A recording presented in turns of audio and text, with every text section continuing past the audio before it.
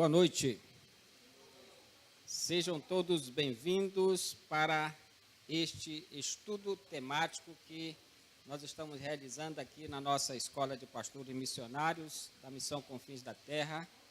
O módulo do estudo deste período é sobre um tema que interessa a todas as pessoas de todos os tempos, em todos os momentos. O módulo que nós estamos estudando se chama Cronologia do Fim dos Tempos e hoje nós estamos já na aula 21 e vamos falar sobre um tema que está prestes a acontecer, ainda não aconteceu, mas já houveram alguns sinais na história desde a fundação do Estado de Israel, em 1948, sobre a questão de os povos vizinhos do Estado de Israel quererem invadir essa terra, quererem tomar posse de uma terra que Deus deu por possessão eterna ao seu povo, que é o povo de Israel. Então, hoje nós vamos ver especificamente sobre essa questão dessa invasão, por um nome que a Bíblia traz em Ezequiel 38, chamado Gog. Vamos saber quem é Gog na questão atual, para que nós possamos entender essa cronologia do fim dos tempos.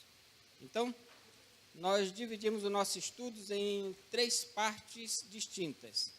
A primeira parte é onde estamos dentro dessa cronologia do fim dos tempos, foi a primeira sessão que nós analisamos, onde estamos, porque para que nós possamos saber de onde nós viemos e para onde nós iremos, nós precisamos saber onde nós estamos. Então, dentro desse mapa de dispensações que conta a história antes da nossa existência, ainda na eternidade passada, até a eternidade futura, nós vimos que nós já estamos bem próximo aqui de um desfecho da história que todos nós, por mais céticos que sejamos, temos certeza que vai acontecer. Então, nós estamos hoje dentro dessa dispensação, chamada dispensação da graça, já estudamos minuciosamente, e todos nós sabemos que Jesus veio. Jesus, como Filho de Deus, veio para pagar os pecados que nós cometemos, para ser a salvação de Deus aqui na terra, e historicamente isso é indiscutível, historicamente, quanto mais espiritualmente. Então, dentro dessa fase aqui de quase 2000 anos, nós já estamos praticamente no final. Hoje o que mais a igreja fala é em arrebatamento. E nós já estamos aqui próximos, muito próximos dessa linha chamada arrebatamento, que pode acontecer durante esta aula, pode acontecer a qualquer instante. E estudamos também, já em aulas anteriores, o que houve antes da nossa era, que é o mesmo mapa, mas trazendo o balão para o início. Então, nós vimos como foram formados os céus e a terra, vimos como foi lançado nas trevas o querubim chamado Lúcifer, que se tornou Satanás, a serpente, o diabo, e estudamos cada dispensação em cada tempo desse em que Deus deu uma promessa, mas infelizmente aqueles que receberam a promessa não cumpriram essa promessa. Então, esse fato também do que era nós já estudamos, e agora, nessa última fase, nós estamos tratando dessa sessão, como será a partir da nossa era, essa cronologia chamada do fim dos tempos. Então, dentro do que nós vamos estudar hoje, nós trouxemos o balão para essa sessão, porque nós já estudamos nas aulas anteriores o arrebatamento. Então, o arrebatamento ainda não aconteceu, mas nós já estudamos que é uma coisa que vai acontecer a partir da nossa era. Já estudamos o arrebatamento. E nós vimos que após o arrebatamento, nós vamos nos encontrar com o Senhor Jesus nos ares e vamos passar por um tribunal chamado Tribunal de Cristo, que não é um tribunal condenatório, é um tribunal premiatório, em que nós vamos receber o nosso galardão, segundo as obras que cada um de nós tenha feito aqui na terra. Então, a salvação é pela fé, independe de obras. O tribunal de Cristo é por obras, daqueles que são salvos.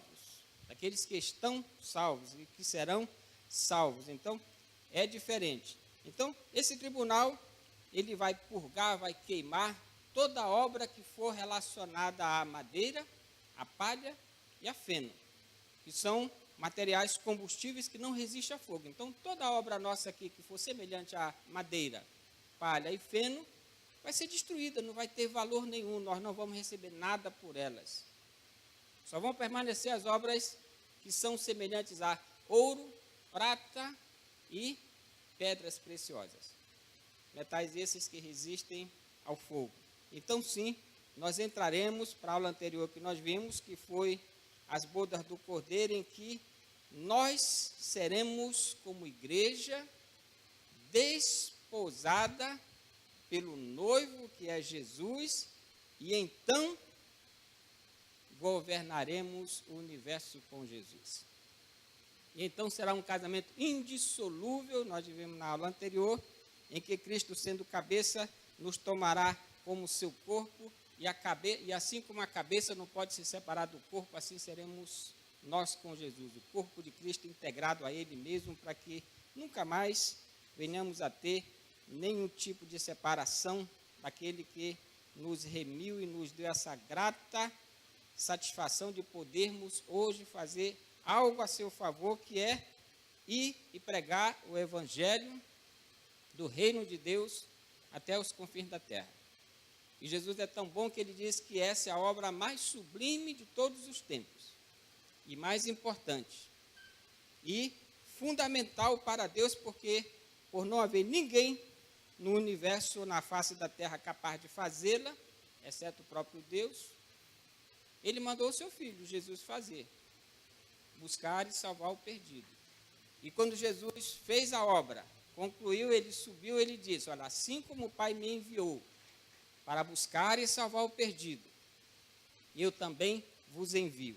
E Jesus, e Deus, Jesus Cristo, ele nos deu o segredo para que nós pudéssemos alcançar esse sucesso. E o segredo é o Espírito Santo. Ele disse, eu não vou deixar vocês sozinhos, eu não vou deixar vocês órfãos, eu vou enviar para vocês o Espírito Santo. E Jesus simplesmente soprou sobre aqueles discípulos, representando a cada um de nós, e disse, recebam o Espírito Santo. E através desse mesmo Espírito Santo que agiu através de mim, ele vai agir através de vocês, e ele não teve nenhum constrangimento em dizer, e vocês poderão fazer obras maiores do que eu fiz. Mas não somos nós, humanos, que fazemos, é o Espírito de Deus que habita em nós, que habitou em Jesus e habita em Jesus, que faz essas obras. Então, não é vanglória nenhuma humana, nós somos apenas instrumentos para que o Espírito Santo possa agir. Então, nós já vimos dentro dessa sequência que eu falei, a igreja arrebatada, o tribunal de Cristo, as bodas do Cordeiro, que acabamos de falar. E agora vamos ver que, logo após o arrebatamento, vão começar a se cumprir todas as profecias relativas a esse tempo chamada da tribulação. Então, hoje nós vamos falar sobre o capítulo 36, 37, 38 e 39 de Ezequiel, que fala justamente de Gog e Magog, fala do ressurgimento de Israel e fala desse tempo, de como será essa questão antes de surgir o anticristo. Todos nós sabemos que quando a igreja for arrebatada, que começar o início da tribulação, os 3 anos e meio de paz, nós sabemos que Israel vai construir o templo. E hoje, os judeus, eles já têm há muito tempo, na realidade, desde a década de 80, eu lia nos jornais, que tinham um foco cristão, que os judeus já tinham todo o material para a construção do templo, desde a década de 80, quando eu comecei a ler sobre o assunto. Hoje já está mais do que saturado esse assunto. Mas hoje o que impede de ser reconstruído o templo é justamente essa guerra entre árabes e judeus, entre muçulmanos e judeus. Então, hoje não se pode, por uma questão ética religiosa, uma questão que geraria um grande conflito entre todas essas nações ao redor de Israel, Então vamos ver de que forma, através dessa invasão, Deus vai viabilizar esse fato para que surja o anticristo e essas questões árabes e israelenses possam ser finalmente resolvidas. Então, vamos ver então a invasão de Israel por Gog.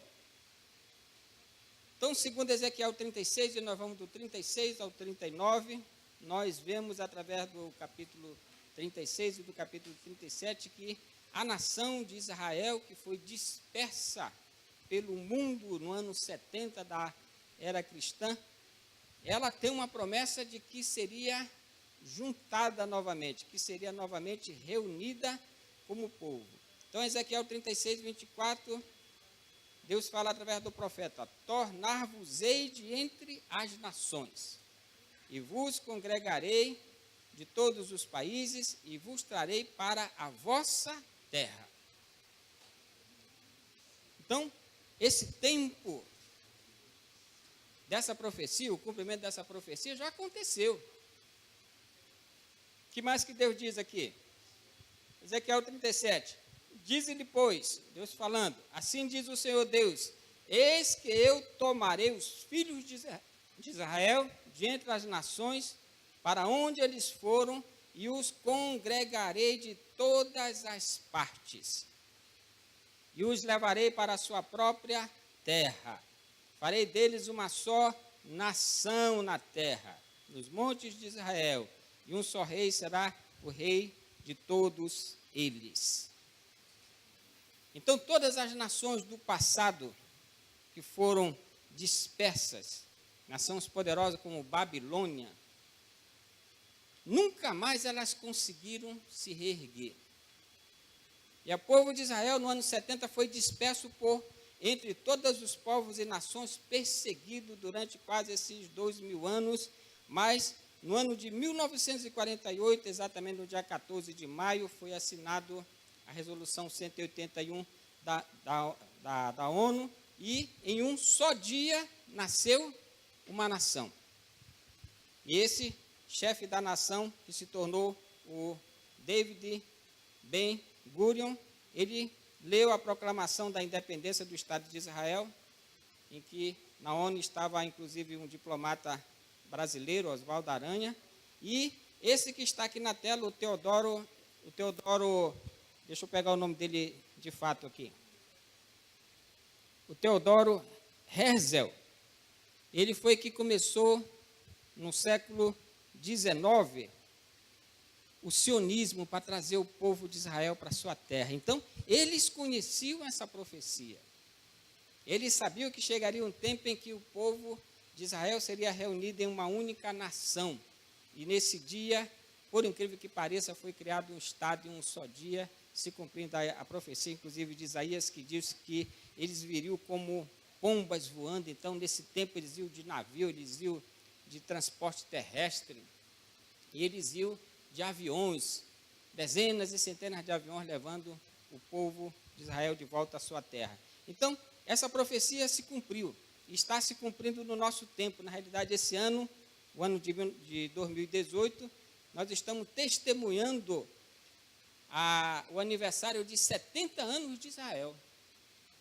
Então, a profecia também diz que Israel iria frutificar e que Israel viveria em segurança em seu território. Então, Ezequiel 38 fala exatamente dessa questão de viver já em segurança como nação consolidada depois de 70 anos de conflitos. Depois de muitos dias serás visitado no fim dos anos. Virás à terra que se recuperou da espada, ao povo que se congregou dentre muitos povos sobre os montes de Israel, que sempre estavam desolados. Este povo foi tirado de entre os povos e todos eles habitarão seguramente. E a própria promessa de Deus de que eles, quando fossem restaurados, viriam para habitar na terra que Deus prometeu a eles e habitariam em segurança, habitariam em paz em seu território. E ainda no capítulo 38 diz também: portanto, ao filho do homem, profetiza e dize a Gog. Vamos já saber quem é Gog. Assim diz o Senhor Deus: acaso naquele dia, quando o meu povo de Israel habitar seguro, não o saberás tu? Então hoje Israel já habita seguro. Ainda não tem a paz, porque essa paz vai ser firmada com o anticristo nos 3 anos e meio, que vai ser aquela paz, paz, paz, e eis que sobrevirá repentina destruição. Então, se nós avaliarmos uma visão do mapa mundi, Israel é essa terra aqui nessa seta. Ele é tão pequenininho que ele não aparece praticamente no mapa mundi. Está aqui, Israel. A área geográfica de Israel, ele tem 20.770 quilômetros quadrados. Some no mapa, vendo nessa escala. Gog, que é a antiga União da República Socialista Soviética, hoje a Rússia e todos os confederados do norte, tem 17 milhões e 75 mil quilômetros quadrados. Não dá nem para comparar a área geográfica hoje da Federação Russa, que é Gog, com esses 20.770 quilômetros que some no mapa.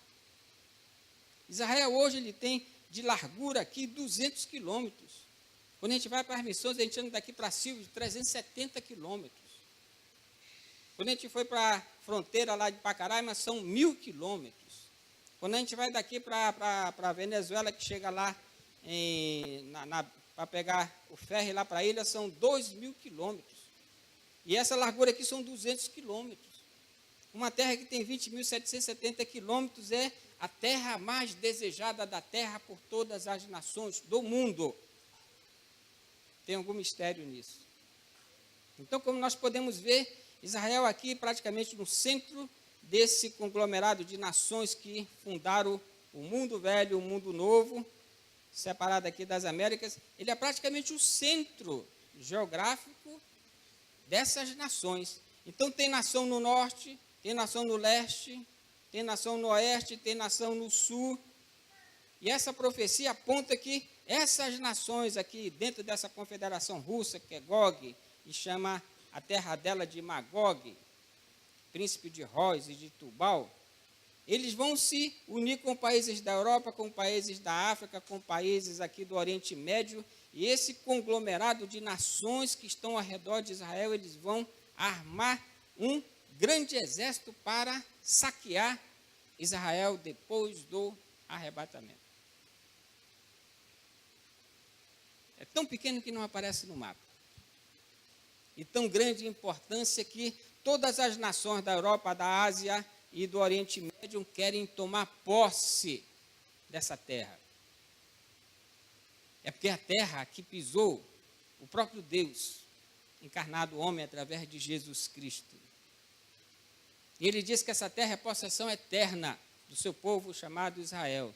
E o diabo ele diz, não, mas é tão pequena que eu vou devorar. E Deus é que vai trabalhar no sentido de que todas essas nações possam ser derrotadas, porque se nós virmos aqui o conglomerado de nações que há ao redor de Israel, que vão se unir aqui, a poderosa Rússia, a poderosa Europa, a poderosa África, a poderosa poços de petróleo do Oriente Médio, todos juntos, para aniquilar um povo cujo território é de 20.770 quilômetros, não teria exército nenhum em Israel, por mais forte que fosse, para combater contra um conglomerado de nações como essa.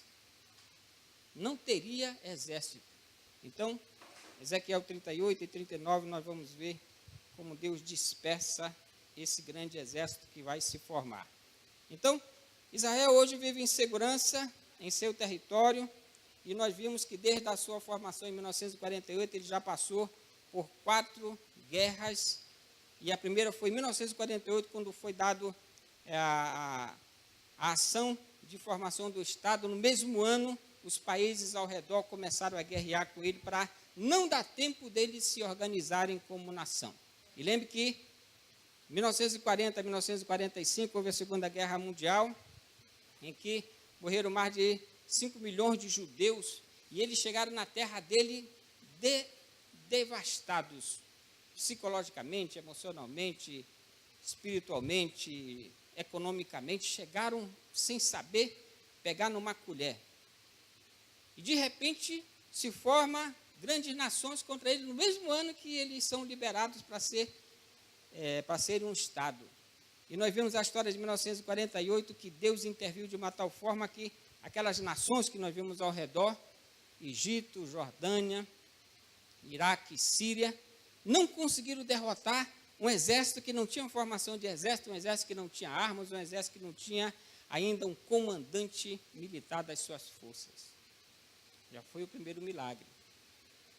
E no ano de 1956 também, outra vez os estados árabes começaram a lutar contra Israel e novamente perderam. Em 1967 houve a Guerra dos Seis Dias, uma guerra forte contra o Estado de Israel e novamente perderam. Em 1973 também, novamente eles se reúnem para destruir Israel, não conseguem. Agora, depois do arrebatamento, eles vão se reunir agora não só as nações árabes, mas todas as nações muçulmanas, incluindo Gog, que é a Rússia, e todas as confederações russas da antiga União Soviética, e eles vão querer finalmente destruir Israel. Mas hoje, como nós vimos, Israel tem um excelente exército, bem equipado. O exército de Israel, uma força aérea fenomenal, mas esse exército, essa força aérea não são suficientes, por melhores que sejam, para destruir essa confederação de nações. Hoje nós vemos que Israel tem uma defesa contra mísseis que é muito forte, mesmo porque ele vive cercado de inimigos, toda hora tem alguém lançando alguma coisa sobre o seu território. É uma das defesas militares mais extraordinárias que tem. Mas não poderão também resistir diante de centenas, milhares de mísseis lançados simultaneamente sobre o seu território. Jamais vão poder resistir. E apesar de ter relações estáveis com os Estados Unidos, porque hoje os Estados Unidos é como se fosse o protetor de Israel, depois de Deus, que Deus constituiu essa nação mais forte da terra para isso, também não vão poder ajudar Israel quando houver esse ataque ao seu território, porque quando a igreja for arrebatada, todas as pessoas que temem a Deus, todas as pessoas que confessaram a Jesus, todas as pessoas que têm uma intenção de pensamento para Jesus, vão ser levadas. E nós sabemos que hoje, os Estados Unidos é considerado um dos países mais cristãos do mundo. Então você imagina uma nação como os Estados Unidos, aí de 300 milhões de habitantes, de repente some a metade dos habitantes daquele país. E sabe de uma coisa? Hoje em dia os cristãos estão nas posições mais estratégicas de governo dos países. Se eu levantar aqui, de repente a gente vai ver que tem gente aqui no Estado, tem gente aqui nas Forças Armadas, tem gente aqui na polícia, tem gente aqui como professores, como diretores. Então imagina nos Estados Unidos cientistas, comandantes, chefes militares, quem sabe presidente. E de repente some todo mundo. Então quando houver o arrebatamento, os países, nós vimos na aula do arrebatamento, que os países vão entrar numa grande confusão, ou seja, vai desestruturar o governo das nações. Diferente das nações que são inimigas de Israel, que não querem saber de Deus. Então eles não vão sofrer grande impacto, porque poucas pessoas temem a Deus no sentido de confessar Jesus como Senhor e Salvador, poucas pessoas confessam publicamente, então não haverá tanta perda quanto haverá dos Estados Unidos, quanto haverá do Brasil, quanto haverá das nações que são livres para a proclamação do Evangelho do Reino de Deus. Então, não poderá contar dentro desse ataque com os Estados Unidos. Então, eu peguei um documentário aqui de 10 minutos, que como é uma aula, então, eu quis pegar desde a fundação do Estado de Israel até hoje, com 70 anos, para que nós pudéssemos ter uma ideia dessa cronologia do sionismo, da fundação do Estado de Israel até o ano de 2018, para que nós possamos ver que, através desse tempo de 70 anos, Israel se firmou como nação, está hoje vivendo em segurança, apesar de todas as batalhas que já houveram, as guerras, mas cumprindo a profecia, que diz que Israel habitará em segurança e terá relativa paz por causa de todos esses comentários que a gente acabou de fazer. Então, vamos assistir esse vídeo, que é histórico, é uma aula, na realidade, bem descritiva do estado da situação de Israel antes da sua independência, em 1948, até o ano de 2018. Então, vamos relembrar algumas coisas que nós estudamos nos nossos cursos. Em 2018, o Estado de Israel faz 70 anos. Mas para entender como esse país foi criado e por que esse mesmo fato é celebrado por israelenses e lamentado como uma catástrofe por palestinos, é preciso recuar no tempo. É preciso ir além de maio de 1948, quando Israel, país, foi criado, e entender as raízes ancestrais das disputas que até hoje envolvem a região. No fim do século XIX, movimentos nacionalistas cresciam por toda a Europa. É nesse momento que surgiu o sionismo. O nome sionismo se refere à teoria desenvolvida nessa época pelo húngaro Theodor Herzl, segundo a qual a sobrevivência do povo judeu, que vivia espalhado pelo mundo, dependia da criação de um Estado próprio. A ideia é que esse Estado fosse erguido na região da Palestina. À época, a Palestina estava sob domínio do Império Otomano e a maioria de sua população era árabe e muçulmana. A justificativa para que o Estado de Israel fosse criado justamente ali tinha ligação com histórias bíblicas que falavam da terra de Israel. Em 1918, com o fim da Primeira Guerra Mundial, o Império Otomano chegou ao fim e a região da Palestina passou a ser então de domínio britânico. Os britânicos mantiveram posições ambíguas em relação aos interesses árabes e judaicos nessa região. Dois documentos mostram bem isso. O primeiro deles, de 1917, é a Declaração Balfour. O documento foi assinado pelo ministro das Relações Exteriores inglês daquela época, que deu apoio à causa sionista e impulsionou a imigração judaica nas décadas seguintes. Mas nesse jogo ambíguo, os britânicos também publicaram o Livro Branco de 1939, que limitava a imigração judaica e restringia a compra de terras árabes por judeus. Enquanto isso, a perseguição nazista aos judeus na Europa ao longo da década de 30 e no começo da década de 1940 deu impulso à imigração para a Palestina, inclusive clandestinamente. Nesse período, os conflitos se intensificaram em cidades como o antigo porto de Jaffa, onde árabes se revoltaram contra o estabelecimento de judeus no território. Eles viam o sionismo como uma estratégia colonial e imperialista europeia, enquanto os judeus viam a imigração para a Palestina como uma alternativa de sobrevivência ao Holocausto nazista. A despeito do rechaço local, essa presença de judeus na Palestina cresceu.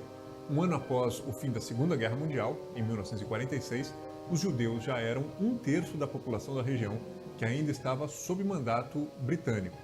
Em 1947, a ONU tinha sido recém-fundada. Foi ela, a Organização das Nações Unidas, que propôs um plano de partilha do território entre árabes e judeus, logo após a saída dos britânicos.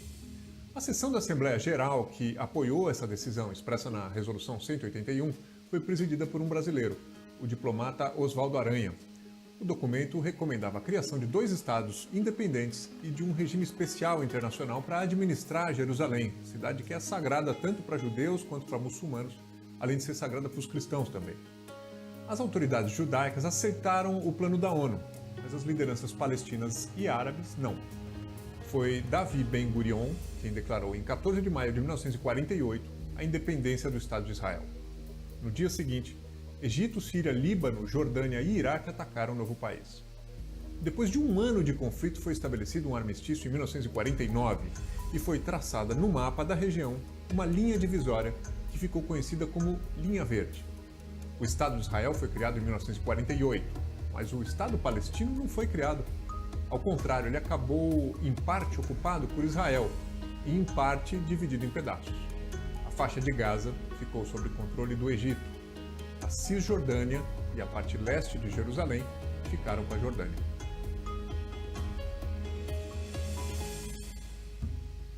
Israel passou a ocupar um território maior que o previsto pela ONU. Cerca de 700 mil árabes foram expulsos ou deixaram suas casas e cidades. Tornaram-se refugiados em países vizinhos como a Jordânia e o Líbano. Ao mesmo tempo, judeus de várias partes do Oriente Médio e sobreviventes do Holocausto na Europa passaram a imigrar em massa para Israel. No início, nas décadas de 1950 e 1960, Israel era governado por políticos de inclinação socialista, com unidades produtivas coletivas, os kibbutz, espalhadas pelo território. Mas a tensão com países vizinhos aumentava. Em 1964, com o apoio da Liga Árabe, foi fundada a Organização para a Libertação da Palestina. Até hoje, a OLP é a principal entidade representativa dos palestinos. Em 1967, houve mais uma guerra importante na região. A Guerra dos 6 Dias reafirmou a supremacia militar de Israel. o país derrotou Egito, Síria e Jordânia e ampliou consideravelmente seu próprio território. Os israelenses dominaram então a faixa de Gaza e a península do Sinai ao sul, além das colinas do Golã ao norte e da Cisjordânia a leste, incluindo a porção oriental de Jerusalém. Esse movimento de expansão é até hoje condenado pelas Nações Unidas. Essa situação levou o Egito e a Síria, em 1973, a realizarem um ataque surpresa no dia mais sagrado para os judeus, o Yom Kippur, o que deflagrou uma nova guerra. Israel amargou a derrota no começo do conflito, mas venceu no final. Em 1977, a direita chegou ao poder pela primeira vez em Israel, dando impulso a uma política de construir assentamentos judaicos na Cisjordânia, que havia começado antes no governo trabalhista. 2 anos depois, em 1979, Menachem Begin, então primeiro-ministro israelense, assinou um acordo de paz com o Egito, mediado pelos Estados Unidos. Com isso, Israel deixou o Sinai. Em troca, o mais populoso país árabe da região, o Egito, foi o primeiro a reconhecer o Estado judaico. Por outro lado, militantes palestinos liderados por Yasser Arafat, da Organização para a Libertação da Palestina, OLP, mantiveram ataques a Israel ao longo de toda a década de 1970 e de 1980. Uma das bases que eram usadas para lançar foguetes contra Israel, no sul do Líbano, foi atacada e ocupada em 1982. Foi a partir desse evento que nasceu o grupo xiita libanês Hezbollah, um dos mais aguerridos grupos a lutar contra o Estado israelense, financiado pelo Irã. Em 1987, um grande levante contra a ocupação israelense da Cisjordânia e de Gaza ganhou força entre a população palestina. Era a primeira intifada, série de protestos que foram duramente reprimidos pelas forças de Israel. Nesse mesmo ano foi criado o Hamas, um grupo fundamentalista sunita baseado na faixa de Gaza, que buscava a libertação da Palestina, o fim de Israel e que se opunha também ao OLP de Arafat. No meio de tantas guerras e desentendimentos, o ano de 1992 marcou o início do que poderia ser uma virada positiva. Naquele ano, o trabalhista Yassin Rabin foi eleito primeiro-ministro de Israel. Ele foi o responsável por abrir conversas de paz com os seus vizinhos, que levaram à assinatura do Acordo de Oslo entre Israel e a Organização para a Libertação da Palestina em 1993. O documento foi assinado por Rabin e Arafat. A OLP reconheceu a existência de Israel e Israel reconheceu a OLP como legítima representante dos palestinos.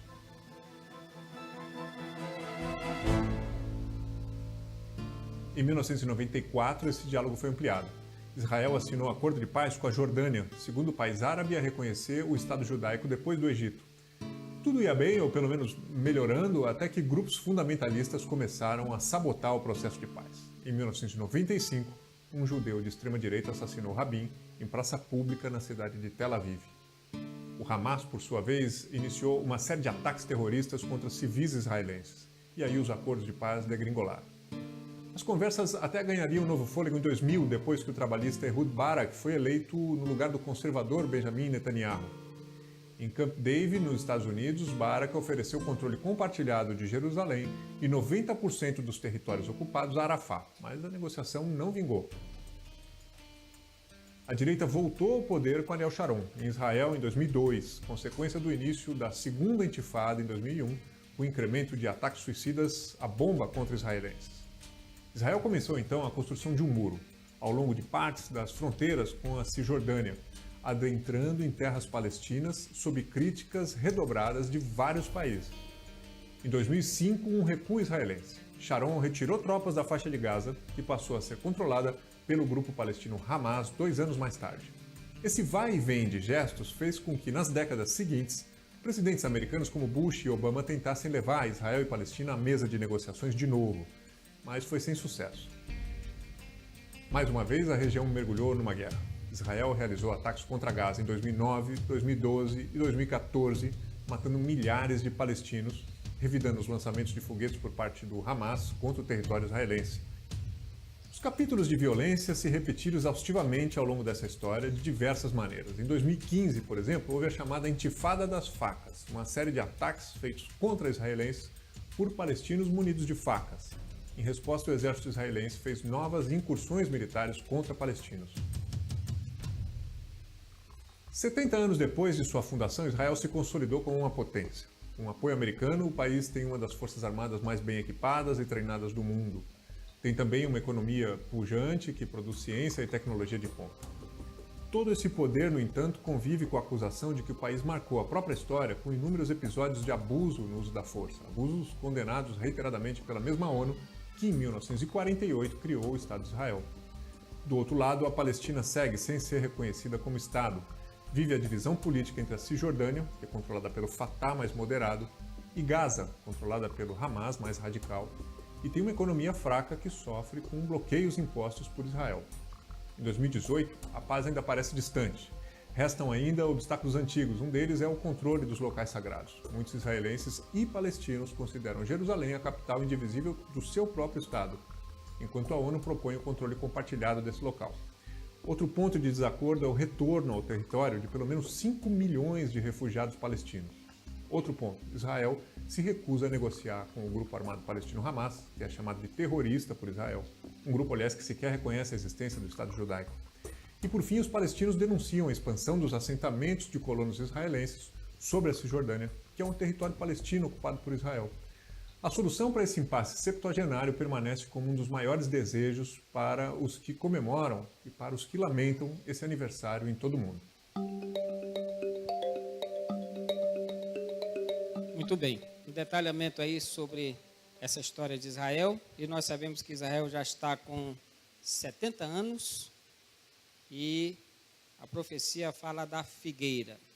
E quando a figueira começar a florescer, a palavra de Deus diz que nós devemos erguer os nossos olhos, porque a nossa redenção se aproxima. Então, esse estado que agora já está consolidado, ele, após o arrebatamento, ele vai ser visto como o inimigo número 1 do mundo árabe e de Gog e de Magog. Então, em Ezequiel 38, a partir do verso 1, nós vamos ver que vai se formar mundialmente uma coalizão do norte para invadir Israel. Então, Ezequiel 38, a partir do verso 1 a 6. Após o arrebatamento, veio a minha palavra do Senhor dizendo: Filho do homem, volve o rosto contra Gog. Nós vimos que Gog aqui representa a Rússia e a sua coligação de países formados da antiga União das Repúblicas Socialistas Soviéticas. Da terra de Magog, que é de Gog, príncipe de Roz, de Meseque e de Tubal. Profetiza contra ele e diz: assim diz o Senhor Deus: eis que eu sou contra ti, ó Gog, príncipe de Roz, de Meseque e Tubal. Far-te-ei que te volvas, porém anzós no teu queixo, e te levarei a ti e todo o teu exército, cavalos e cavaleiros, todos vestidos de armamento completo, grande multidão com pavês e escudo, empunhando todos a espada. Aí dá o nome de alguns povos, persas e etíopes, e Put com eles, todos com escudo e capacete. Gomer, outra nação, e todas as suas tropas, a casa de Togarma, do lado do norte, todas as suas tropas, muitos povos contigo. Então, esse conglomerado de nações, hoje, naquele mapa anterior que nós vemos, é o mapa atual moderno, mas se pegarmos o mapa bíblico daquele tempo, nós vamos ver que todas essas nações aqui estão ao redor de Israel, conforme nós vimos naquele mapa. Gog é da terra de Magog, é a Rússia. No extremo norte de Israel, é o único país tão grande que nós vimos aqui, o tamanho das repúblicas russas, da antiga União Soviética e de alguns países dessa confederação.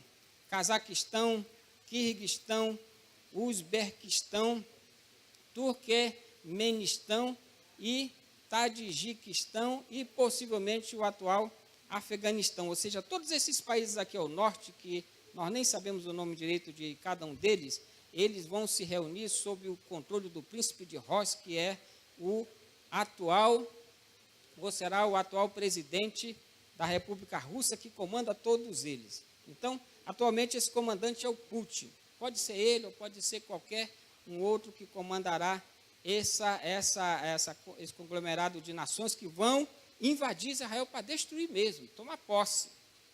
E junto com eles vão estar o quê?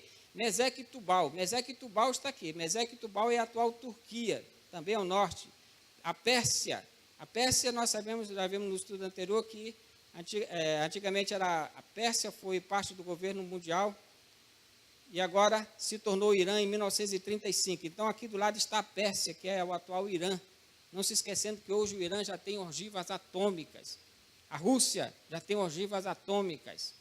A Coreia do Norte está se preparando para ter. São países que estão armados até os dentes.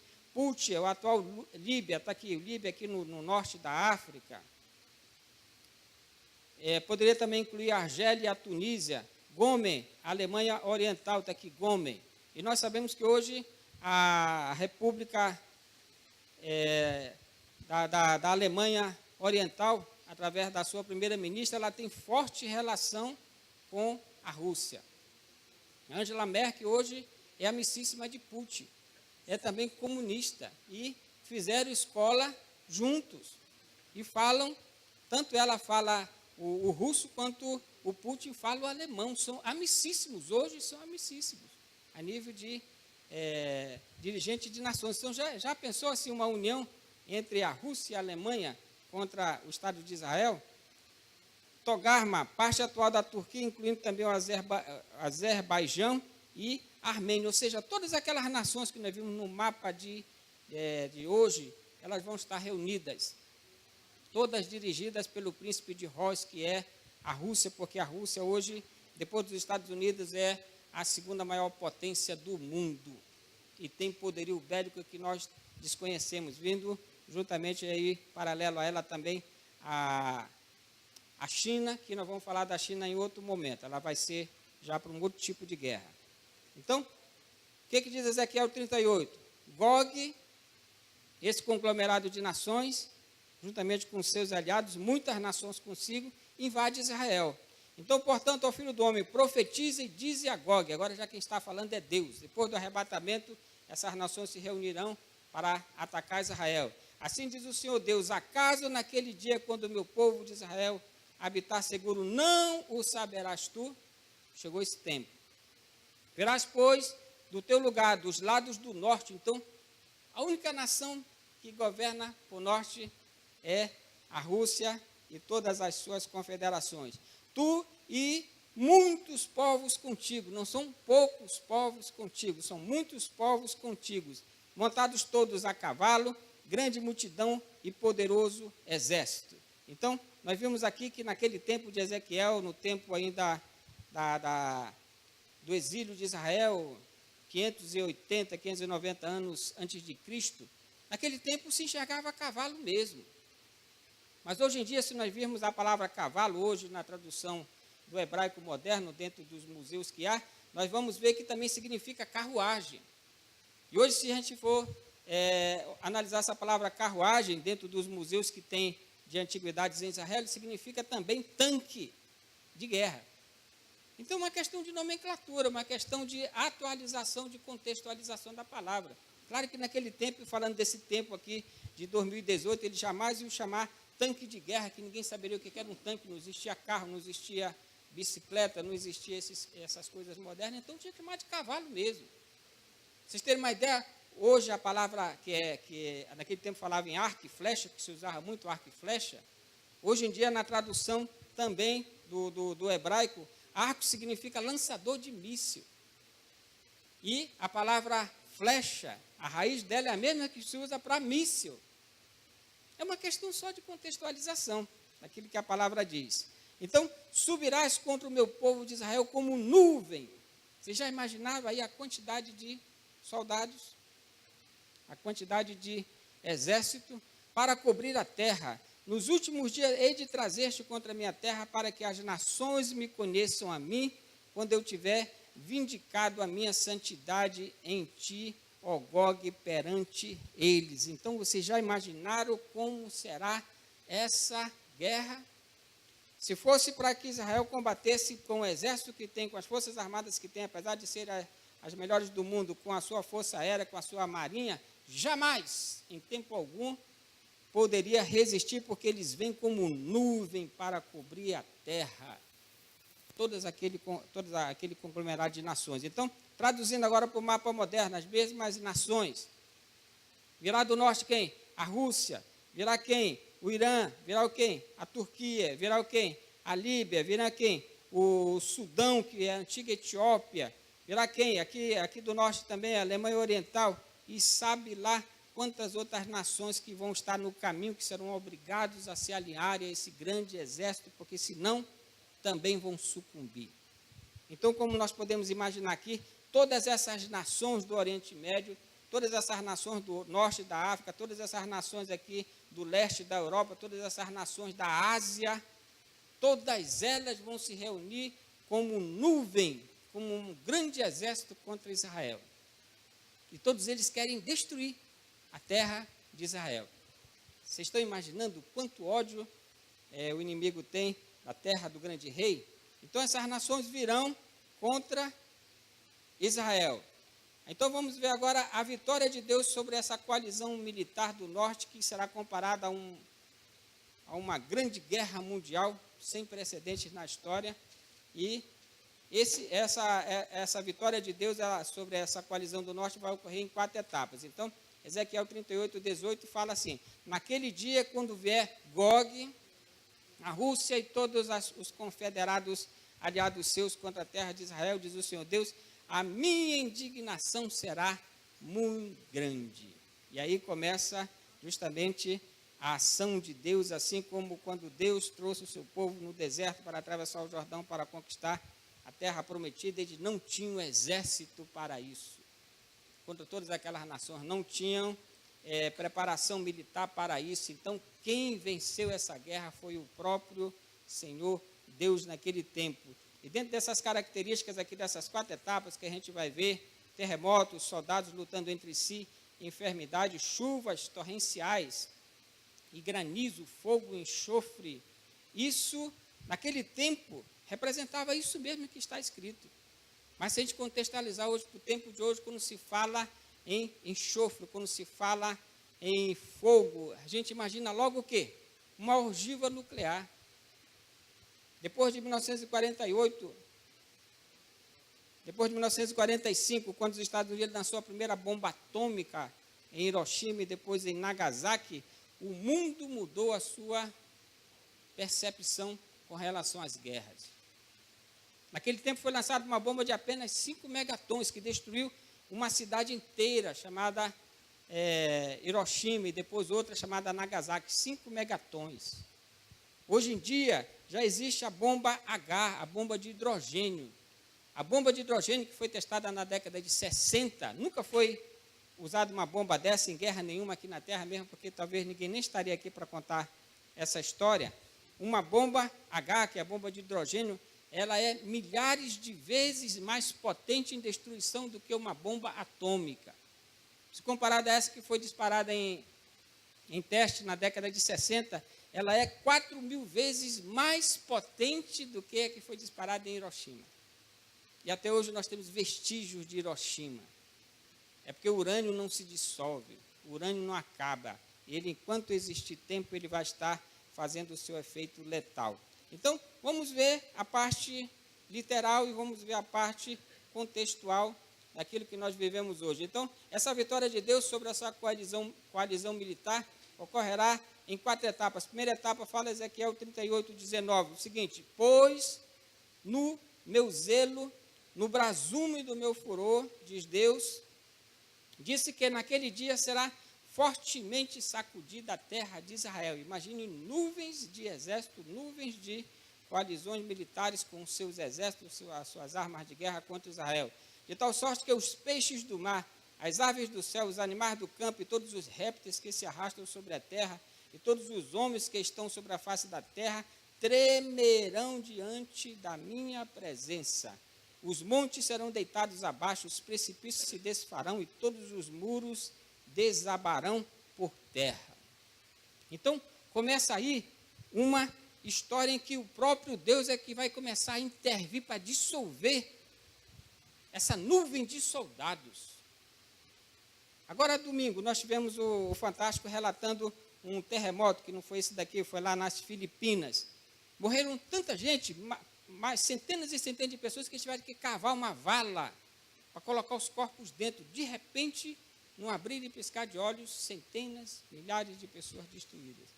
Então, através desse grande abalo sísmico que Deus vai trazer, ele vai começar a dispersar esse grande exército, ele vai começar a dissolver, porque Israel não tinha talvez nem bala suficiente para matar todo esse conglomerado de soldados.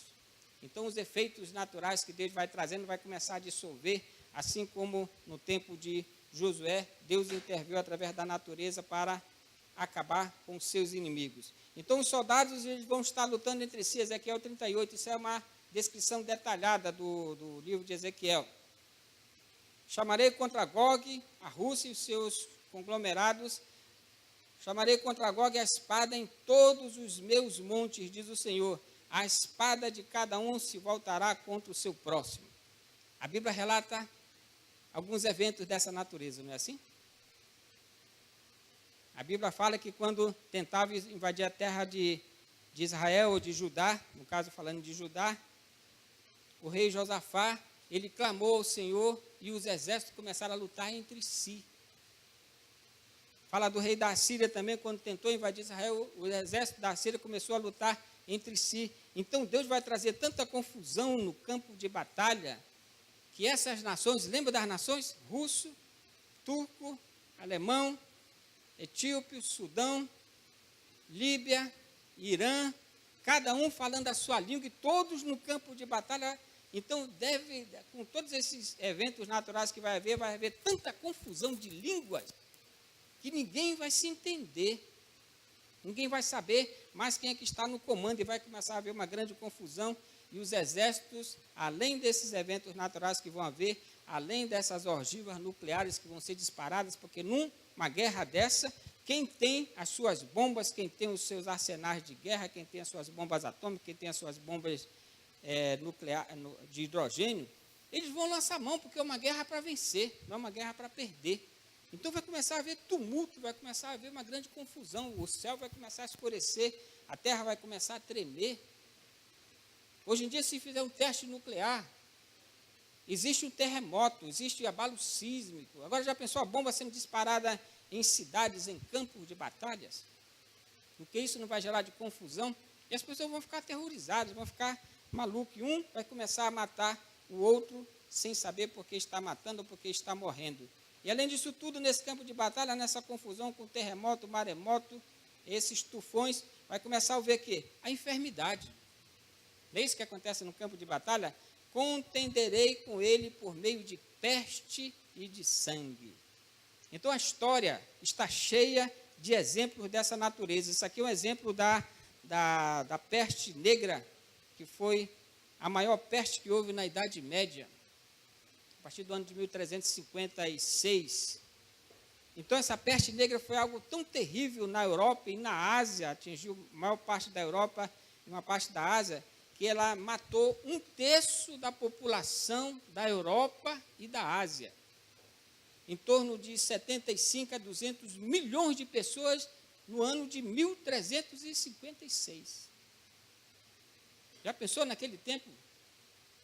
Dizimar de 75 a 200 milhões de pessoas em 2 continentes, no continente europeu e no continente asiático. Então, nesse tempo, Deus está dizendo, trarei também a peste, trarei também as enfermidades. Então, isso tudo já houve na história, para que ninguém diga, mas isso não vai acontecer. Isso não é possível acontecer. No campo de batalha é possível acontecer tudo, porque não tem lei. Não tem lei de guerra que se cumpra. A pessoa só quer matar, a pessoa só quer vencer. Então, através disso também, e de todas essas bombas que nós conhecemos de chamada armas biológicas, então, basta uma arma biológica ser disparada para que haja uma pestilência continental. Então, depois do arrebatamento, esse mundo vai entrar num movimento que jamais a gente imaginou que pudesse haver, mesmo porque nós até hoje nunca experimentamos uma guerra nuclear. A única guerra que houve uma explosão atômica foi em Hiroshima e Nagasaki, uma bomba de 5 megatons. Hoje, bombas atômicas já tem com mais de 100 megatons. As bombas de hidrogênio, para você ter uma ideia, para ativar ela, precisa de uma bomba atômica para liberar o fogo. É 4.000 vezes mais intenso. É comparado ao fogo do núcleo do Sol. Para que isso? Entende agora porque lá em Pedro diz que os elementos ardentes se desfarão, ou seja, o aço vai se dissolver durante essas batalhas que vai culminar na batalha do Armagedon. O aço vai se dissolver, porque já imaginou uma temperatura semelhante ao núcleo do Sol?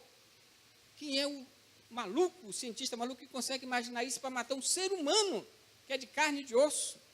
Para que isso?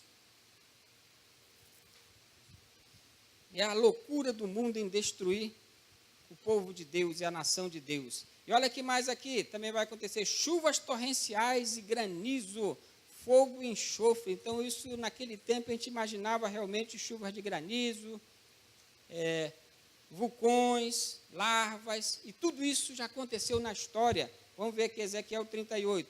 Mas hoje em dia a configuração é diferente, está mais relacionado com guerra nuclear. Chuva inundante, grandes pedras de saraiva, fogo e enxofre farei cair sobre ele, sobre as suas tropas e sobre os muitos povos que estiverem com ele. Nações, muitas nações estarão com Gog, da terra de Magog, a Rússia, a sua confederação. E Deus vai trazer sobre eles o que? Chuva inundante. Pode ser chuva ácida. Chuva ácida só dá através da radiação. Pedras de saraiva, pode ser também comparado com mísseis. Fogo e enxofre de detonações de ogivas nucleares sobre as suas tropas e sobre os muitos povos que com ele estão. Então, já tivemos um exemplo na história. Quando Josué estava para conquistar a terra prometida, no dia em que ele pediu a Deus para o sol parar, naquele dia diz Deus que morreu mais inimigos pelas pedras que caíram do céu, pelo granizo que caiu do céu, do que pela espada do exército de Israel. Já houve na história. E se nós formos comparar a história também, nós vamos falar de meteoros, esse fogo do céu. Hoje a gente imagina o fogo descendo do céu dessa natureza. Mas eu fiz uma montagem, eu peguei um vídeo bem interessante, eu fiz um recorte, para que hoje a gente pudesse imaginar simultâneas detonações de mísseis, numa guerra continental como essa, envolvendo a Ásia, a Europa, a África e o Oriente Médio, e quem sabe esse resto do mundo aí vai estar envolvido também, está focando só na nação de Israel, ninguém está focando nem o resto do mundo. Então, olha essa comparação. Nós estamos vendo aqui meteoros, estamos vendo aqui chuva de granizo, mas olha aqui numa realidade atual. Isso é um míssil, chamado flecha, disparado pelo arco, chamado lançador de míssil. Olha a quantidade. Quando isso começar a descer, não vai se comparar um pouquinho com isso aqui?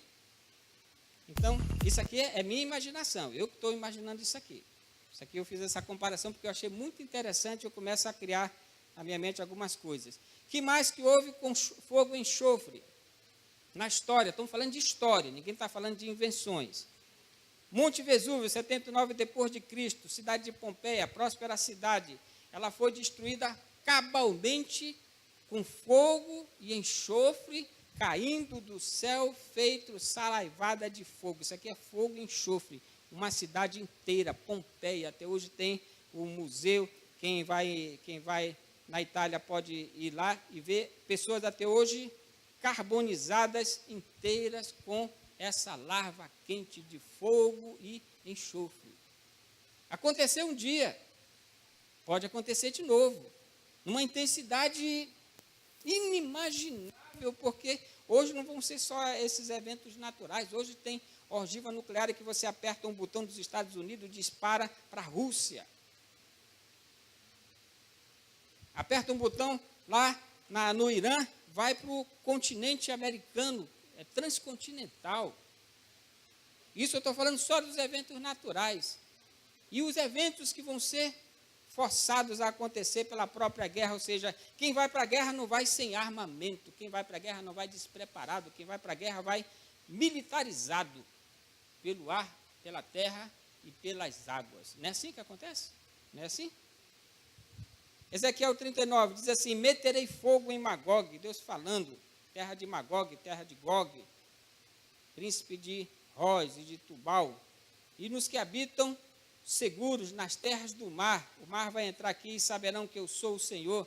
Farei conhecido o meu santo nome no meio do meu povo, de Israel, e nunca mais deixarei profanar o meu santo nome, e as nações saberão que eu sou o Senhor, o Santo de Israel. Ou seja, Deus mesmo provando, olha aqui, Israel é uma gota d'água no meio de vocês. Vocês podem devorá-lo da maneira que vocês quiserem, mas eu não deixarei. Deus falando aqui, ó. Farei conhecido meu nome no meio do meu povo Israel. Apesar de Israel hoje estar habitando seguramente, como nós vimos naquela aula anterior, que nós passamos o vídeo, ele não tem condições militares de resistir a uma coalizão continental como essa, de vários continentes. Não tem. Então é Deus quem diz que fará conhecido o nome dele e nunca mais deixará profanar o seu santo nome, e as nações, todo aquele conglomerado de nações, aquela nuvem de soldados que cobrirão a terra, saberão que eu sou o Senhor, o Santo de Israel. Então vai ser um tempo em que o próprio Deus é que estará agindo através, a favor de Israel, porque senão ele vai ser devorado pelo anticristo num abrir e piscar de olhos. Vão ser tempos que nós jamais teríamos condições de imaginar com a nossa mente humana.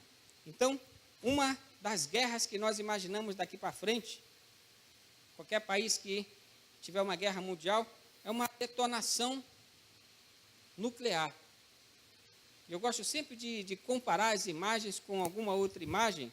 Aí eu peguei um vídeo no YouTube muito interessante sobre o que seria hoje uma guerra nuclear. Aí eu fiz alguns cortes, mas coloquei alguma coisa essencial.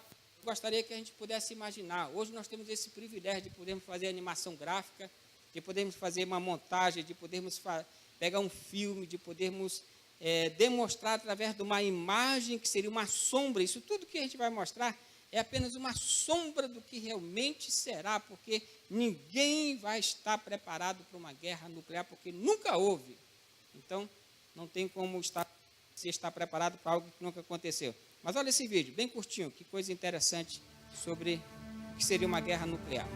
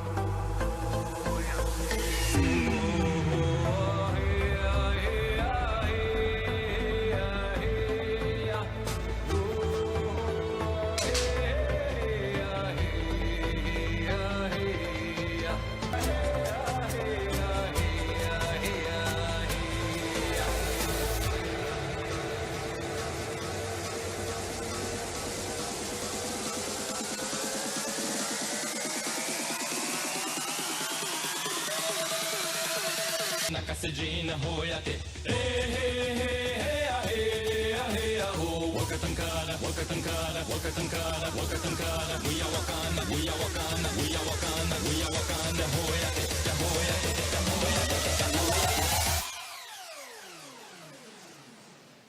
Hey hey hey hey hey hey oh, wakatankara, punkashilada, wahitikara, hoyate, nagetankara, hey hey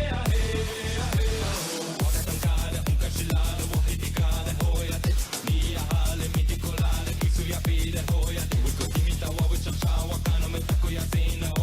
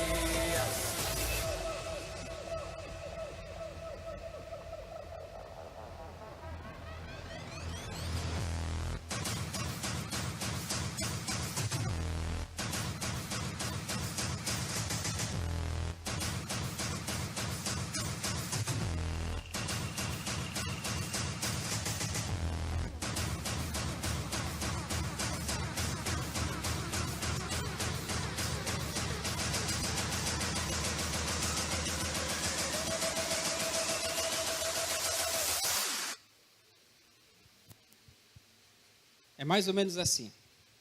O anticristo já sabe como fazer a sua guerra nuclear. Ele está mostrando para todo mundo como é que vai ser. Os Illuminati já sabem como vai ser isso. Eles estão propagando aos 4 cantos da terra através de todos os meios de comunicação. Hollywood está demonstrando isso muito bem. São os filmes de maior sucesso de bilheteria.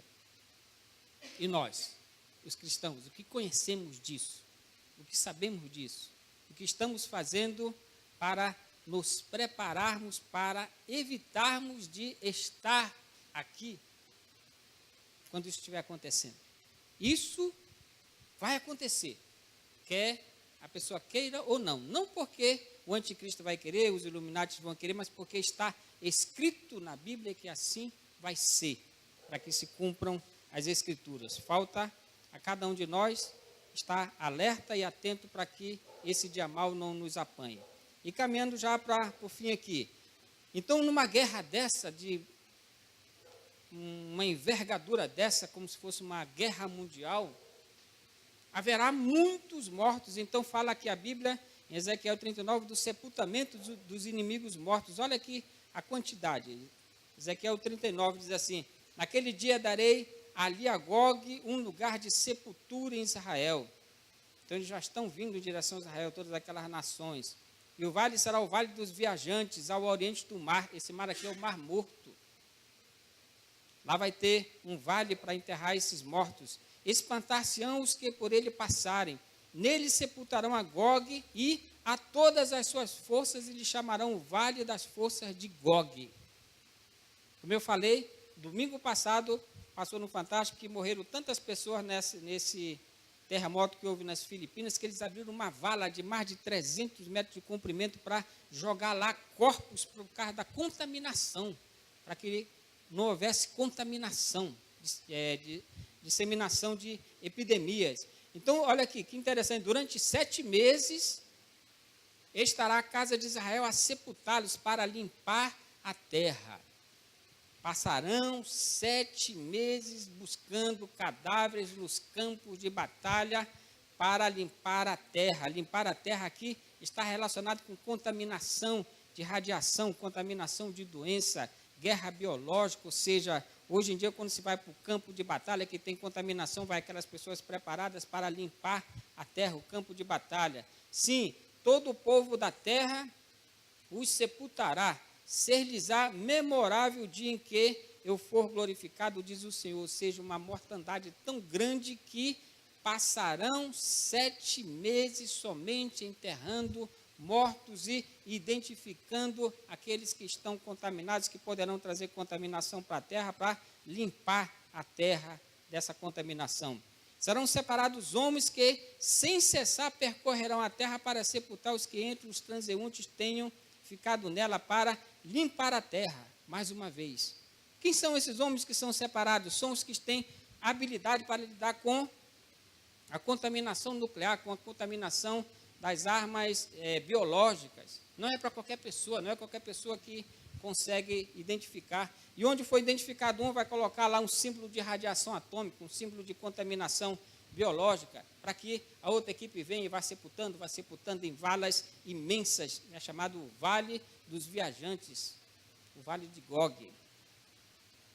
Isso tudo para limpar a terra da contaminação. Depois de 7 meses, iniciarão as buscas, ou seja, depois dessa guerra que vai haver, vão passar primeiramente 7 meses antes de começar a busca, porque vai ser tão intensa a contaminação do ar, da terra e das águas, que não haverá condição de alguém ir para o campo de batalha, senão morre, porque o campo está fumegando.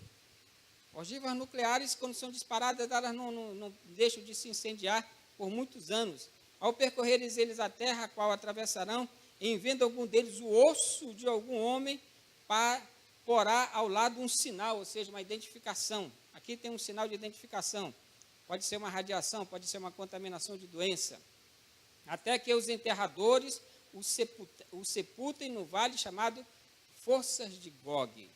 Também o nome da cidade será Forças, relativo a Forças de Gog. Assim limparão a terra, ou seja, um período intenso, 7 meses antes de começar, porque a terra está toda contaminada com todo tipo de destruição, morte deteriorização de corpos, contaminações de radiações atômicas e seja lá o que for. Aí depois mais 7 meses só para enterrar, com equipe para identificar, com equipe para sepultar, num grande vale chamado Vale das Forças de Gog, que fica próximo ao Mar Morto. Então, só para a gente ter uma ideia, em 1945, 2 cidades, aqui são fotos reais, daqui não é montagem não. Hiroshima e Nagasaki foram destruídas por 2 bombas de 5 megatons, bombas atômicas. E ficou assim o estado da cidade. E, para vocês terem uma ideia, olha a contaminação que deu aqui, as sombras de Hiroshima e Nagasaki aqui. Ó. Vocês imaginam esses corpos daqui a 3 dias, daqui a 1 semana, daqui a 1 mês? Quanta contaminação não vai surgir daí, coisas de doenças que jamais a humanidade poderá imaginar que possa ter. Isso aqui em 1945. Limpando a cidade. Até hoje existe vestígio do efeito da radiação do urânio na vida de pessoas que não conseguem se livrar dessa praga que é trazida pelo diabo. E haverá também o quê? O recolhimento e a incineração das armas do inimigo, Ezequiel 39. Parece assim um filme de ficção científica, Ezequiel 36, 37, 38, 39. 39 fala do recolhimento dessas armas. Os habitantes da cidade de Israel sairão e queimarão de todo as armas, os escudos, os paveses, os arcos. Aqui poderemos ver, aquele arco são lançadores de mísseis, como a gente viu. As flechas são os próprios mísseis, os bastões de mão e as lanças. Farão fogo com tudo isso por 7 anos.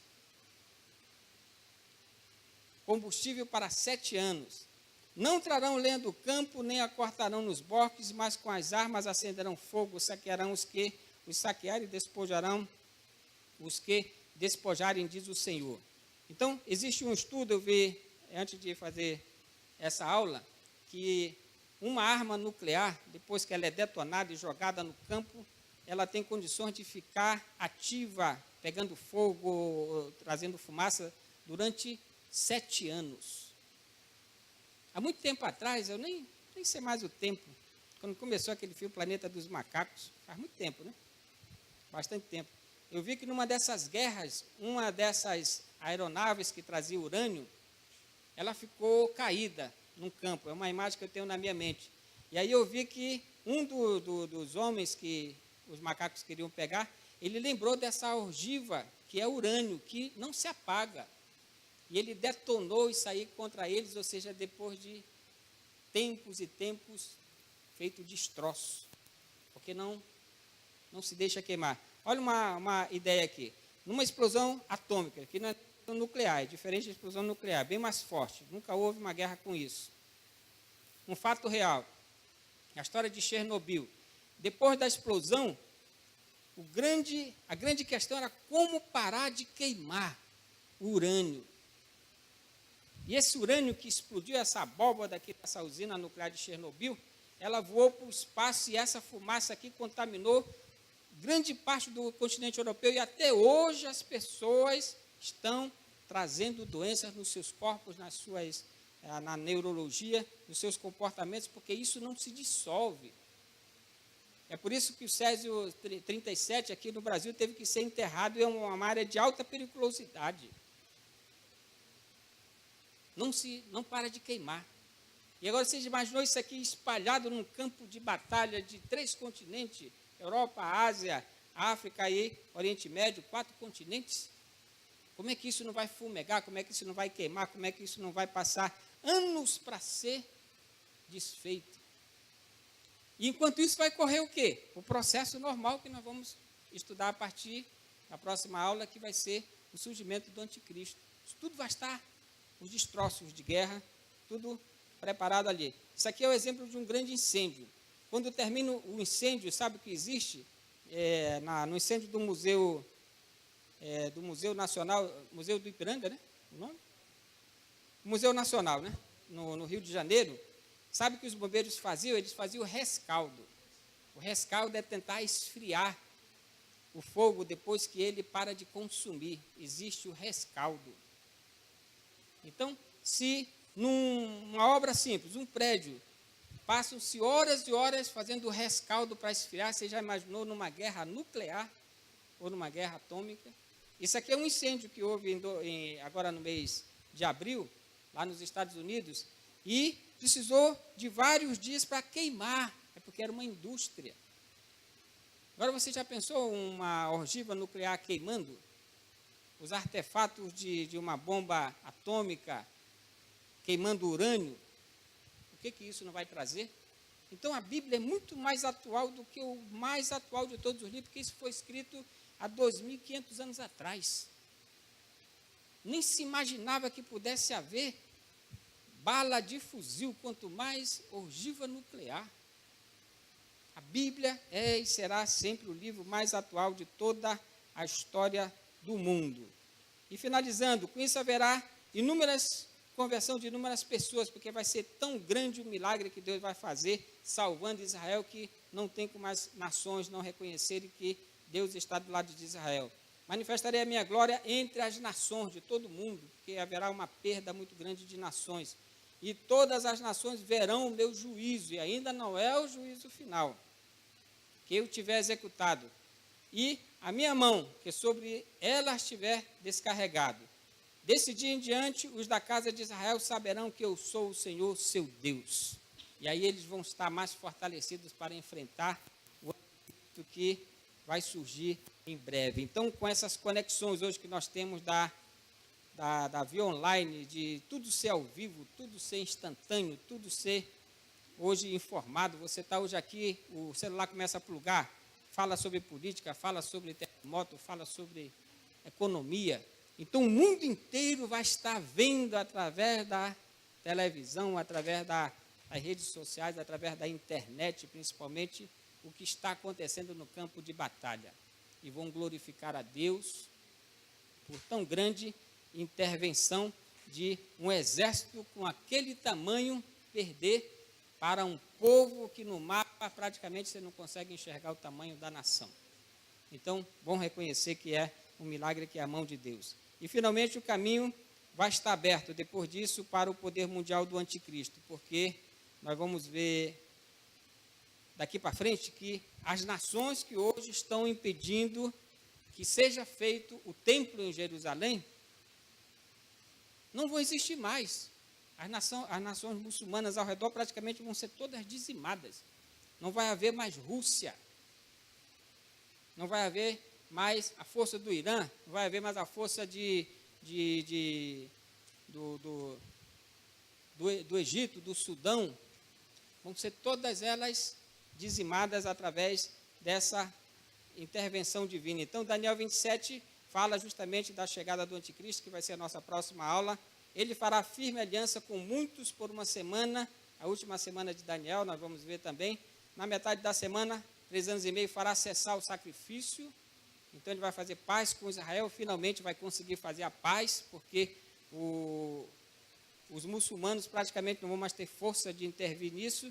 E a oferta de manjares. Sobre a asa das abominações virá o assolador, até que a destruição que está determinada se derrame sobre ele. Então, vai surgir mundialmente a figura daquele que vem para pacificar a terra, vem trazendo a falsa paz, e ele vai começar a trazer a falsa paz, a paz de 3 anos e meio que o mundo verá, e daí para frente nós vamos ver como, através